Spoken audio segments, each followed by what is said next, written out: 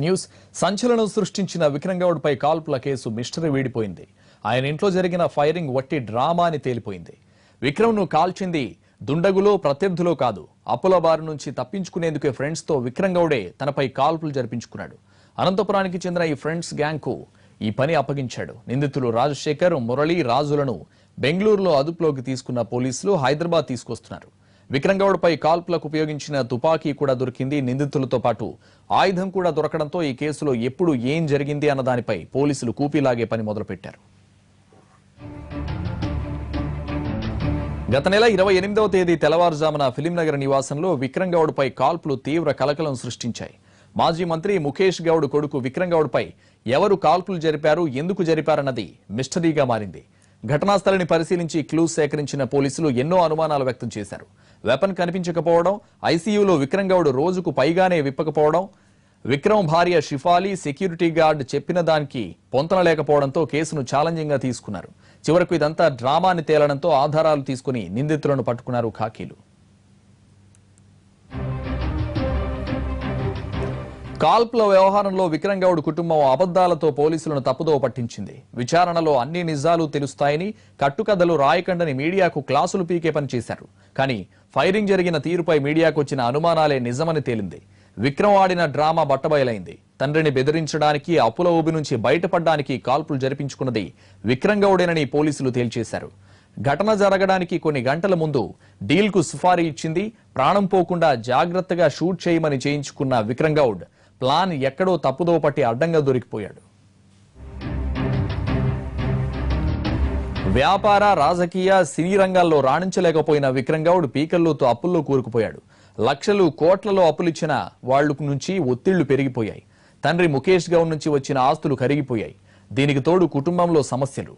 వీటన్నిటి నుంచి బయటపడడానికి ఎంచుకున్న మార్గమే ఆత్మహత్యాయత్నం. పక్కా స్కెచ్ ప్రకారం కాల్పులు జరిగాయి, కానీ సీన్ పండలేదు. క్రైమ్ సీన్ రీకన్స్ట్రక్షన్ చేసిన పోలీసులు వెపన్ కోసం వెతికారు. విక్రమ్ గౌడ్ కాల్ డేటా ఆధారంగా దర్యాప్తు ముమ్మరం చేశారు. ఓ నంబర్ నుంచి కాల్స్ ఎక్కువగా రావడం గుర్తించారు. ఎంక్వైరీ చేస్తే 3 సభ్యుల ఆ ముఠా జూబ్లీహిల్స్ లోని ఓ గెస్ట్ హౌస్ లో 27వ తేదీ ఉదయం మకాం వేసినట్లు తేలింది. తెల్లవారుజామున 3 గంటలకు దర్గా దగ్గర అన్నదానం చేయడానికి వెళుతున్న సమయంలో దుండగులు ఇంట్లోకి చొరబడి కాల్పులు జరిపారని నమ్మబలికాడు విక్రమ్ గౌడ్. కానీ గెస్ట్ హౌస్ లో సుఫారీ గ్యాంగ్ తో అర్ధరాత్రి వరకు ప్లాన్ గురించి స్కెచ్ వేసి మరీ ఇంటికి చేరుకున్నాడని పోలీసుల దర్యాప్తులో తేలింది. ఇంట్లోకి వెళుతూ సుఫారీ గ్యాంగ్ లోనికి ప్రవేశించేందుకు వీలుగా ఏర్పాటు చేశాడు. గేట్ తీసి ఉంచాలని సెక్యూరిటీని ఆదేశించాడు. పక్కా వ్యూహం ప్రకారం దర్యాప్తు సమయంలోనూ చాలా ఆలస్యంగా నోరు విప్పాడు విక్రమ్ గౌడ్. నిందితులు రాష్ట్రం దాటే వరకు మౌనం వహించాడు. బుల్లెట్లు శరీరంలోకి దూసుకెళ్లిన తీరు, పలు ప్రాంతాల్లో సీసీ కెమెరా ఫుటేజ్, సెల్ టవర్ల నుంచి వెళ్లిన కాల్స్, ఘటనా స్థలంలో 4 ఫుట్ ప్రింట్స్ ను పరిశీలించిన పోలీసులు కాల్పులు ఒట్టి డ్రామానే అని తేల్చడంతో మిస్టరీ వీడింది.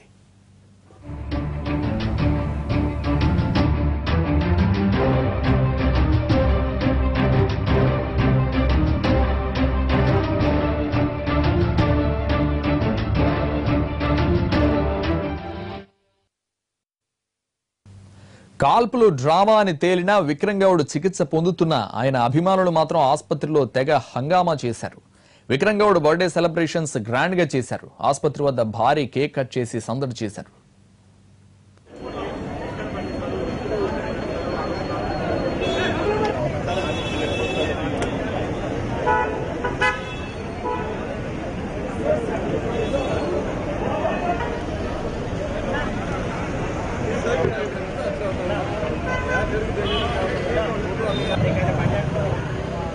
విక్రమ్ గౌడ్ ఇంటి దగ్గర ఆయన అనుచరులు హల్చల్ చేశారు. ఇంట్లోకి మీడియాను రానియకుండా అడ్డుకున్నారు. విక్రమ్ గౌడ్ పై కాల్పులు ఒట్టి డ్రామానే అని పోలీసు దర్యాప్తులో తేలడంతో ఫిలింనగర్లోని ఆయన ఇంటి వద్ద ఉద్రిక్త పరిస్థితి నెలకొంది. ఇంట్రాగేషన్ లో క్లూ సేకరించిన పోలీసులు ఇప్పటికే 3 నిందితులను అరెస్ట్ చేశారు. వెపన్ సీజ్ చేశారు. దర్యాప్తును మరింత ముమ్మరం చేయడంతో అనుచరులు తట్టుకోలేకపోతున్నారు. మీడియా ప్రతినిధులతో ఘర్షణకు దిగారు.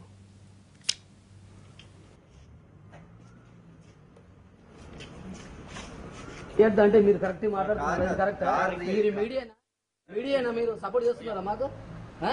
విజయం తీసుకున్నారు.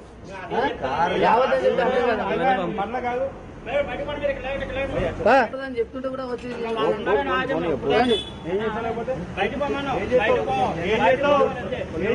పదండి అన్న మీరు పర్మిషన్ తీసుకొని తీసుకెళ్ళండి.